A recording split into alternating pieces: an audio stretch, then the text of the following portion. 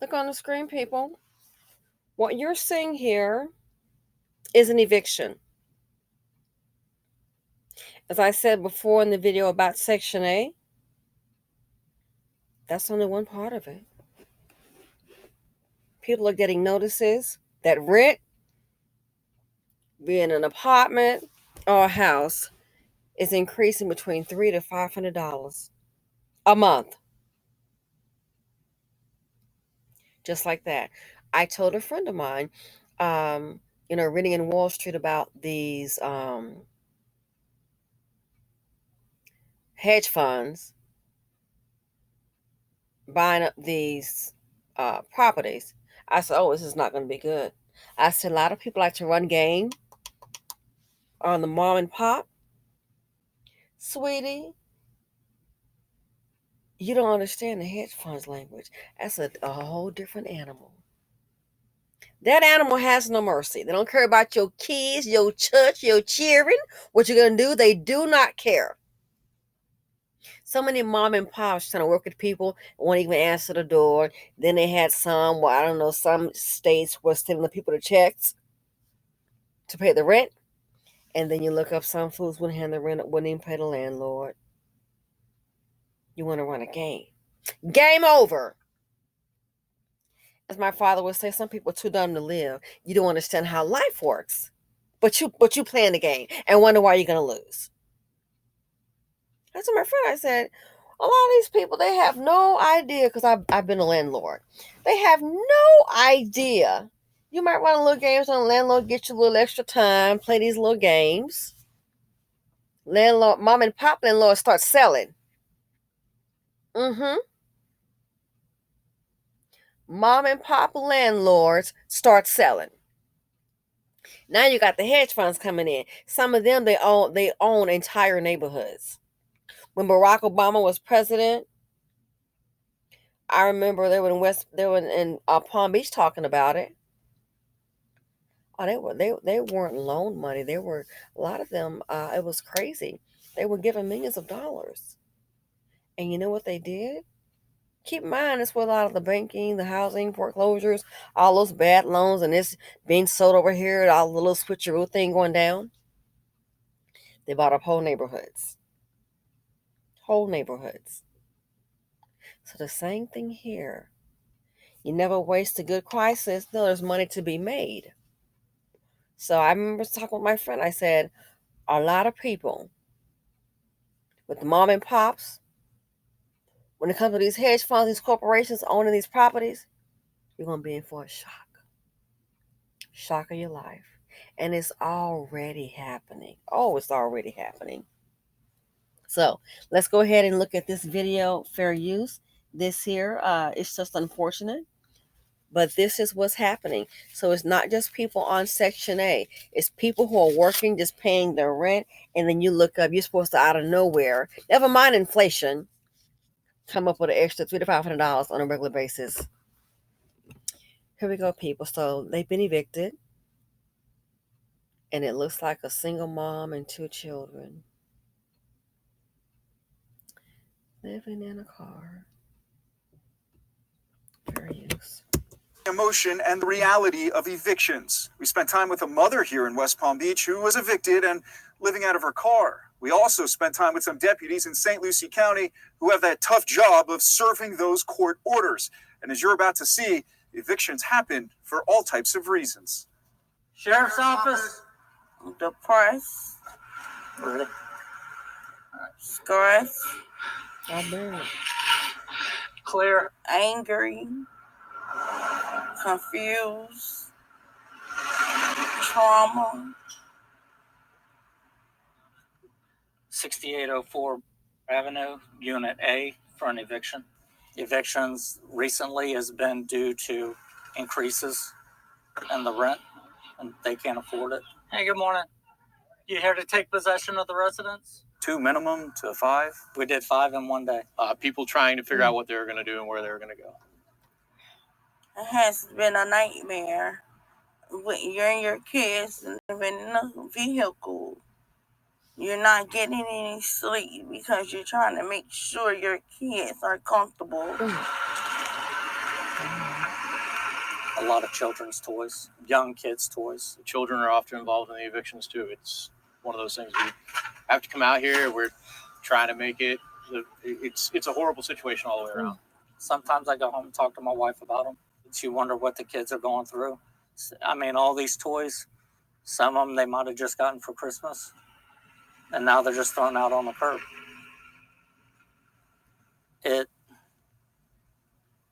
It's harder. They appear to be gone. Have you communicated with them? We communicated with them 2 days ago. Okay. Because they've been a tenant for a long time, and she just wanted to say, like, hey, like, obviously we don't want our kids to see you getting kicked out by a sheriff. Right. I think they chose to leave, like, right before, so probably this morning. All right. Hallway right, kitchen Safety left. first and foremost. There could be a trap in there. Every situation's different. Every home's different. There could be somebody hiding in there. Every eviction's different. You never know what you're stepping into when you're going in to clear the house. I'm very exhausted. Very. They're going through a hard time.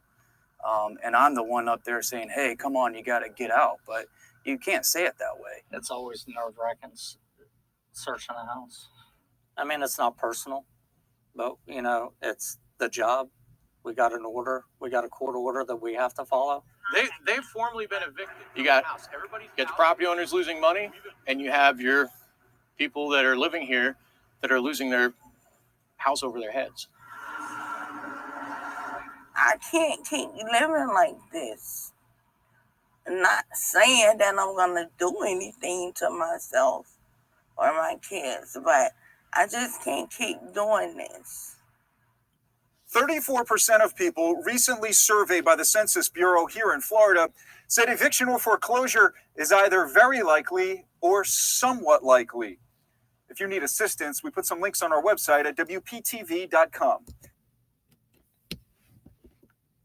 Who can live like this?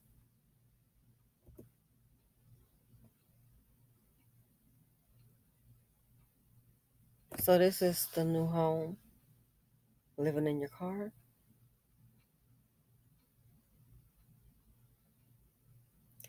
Who can... And I know people do it every day, but they're children. Everything is packed up. How are they supposed to sleep?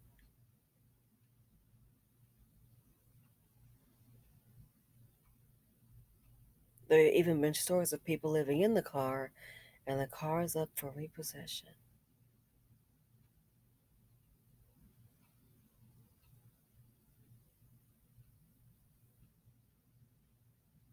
So tomorrow is Friday. They won't be waking up in their beds with a roof over their head.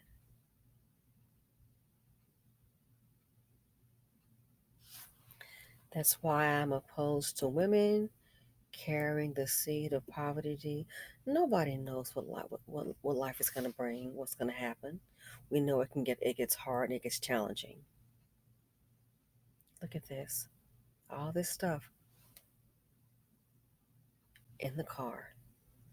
And this is where they sleep. Where do you shower? Eat? We don't even know if the woman even has a job to go to work. How you going to change clothes? Lord, how will those kids get to school?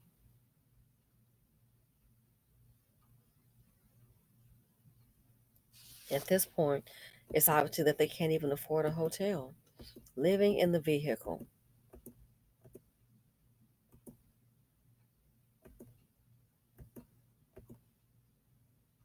Some landlords, that's why they sold their properties. They couldn't get rent. The house is going to go into foreclosure anyway. And when that happens, trust and believe, the bank will, of course, they'll file eviction too. One company filed 850 evictions, I believe, in a month. So this is everything out of the house, their lives just put on the sidewalk. Everything that they own. That they couldn't fit in the car.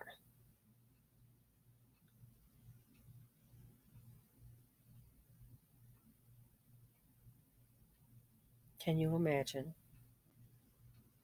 How can they sleep in a car like that? All the things in there are it's just not, It's just not right. It's not him. It's just not. Look, a child. There are two. There are two kids coming out of there.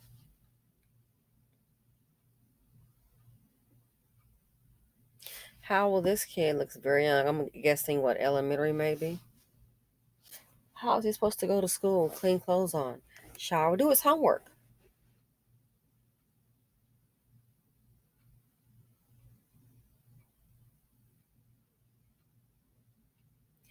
That's why, again, I am opposed to carrying the seed of poverty, D, because I know that when life hits, if that person is not there for you when things are going well, they're not going to be there for you when things are going bad.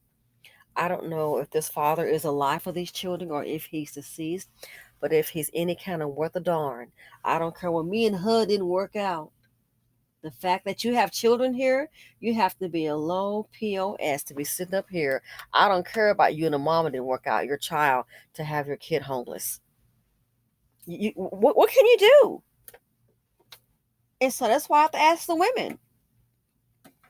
Go ahead and carry the seed of poverty, D. I'm just seriously not. I mean, this is her situation. But even now, going forward, people think, "Oh, that's not going to be me." Guess what? I'm sure she thought that too. We don't know. But look at this: a young two. She has two kids. Obviously, she, the older child, here with this bag, and then here the youngest one going to the car. So how do you eat, sleep, and shower? What kind of this is just not doable.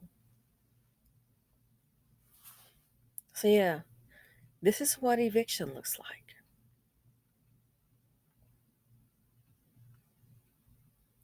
This is what eviction. No one can help the woman. Black women, you in particular, we have to really be careful about carrying the seed of poverty. D. We're already number one that's disrespected and not protected.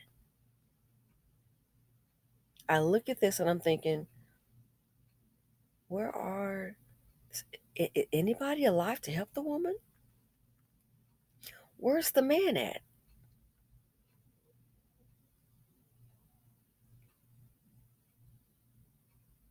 Where's this child's father? Is he deceased? Is he in jail? Or is he not there because he doesn't care?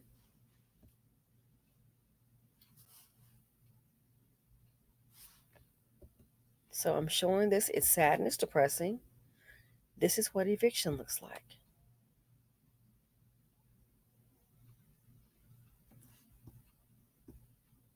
This is what eviction looks like. Ladies, we have to realize life is business. We have to make better decisions for our own safety, for our own well being. As I said before, in 2022, it has to be about you. Feel for the family. This is, like I said, this is in Port St. Lucie, which is kind of outside of West Palm Beach. Port St. Lucie, maybe like an hour, 45 minutes to an hour outside of West Palm Beach. But this is what eviction looks like. And I'm not trying to be mean because it's very sensitive. I don't care what color. When you carry the seed of poverty, D, he will not be there to help thee. You're on your own. Carry the seed of poverty, D. If you need his help, good luck. He will not help you. You're on your own. Those guys, they just stay gone. Anyway, this is eviction. Please do not carry the seed of poverty, D. And I'm out.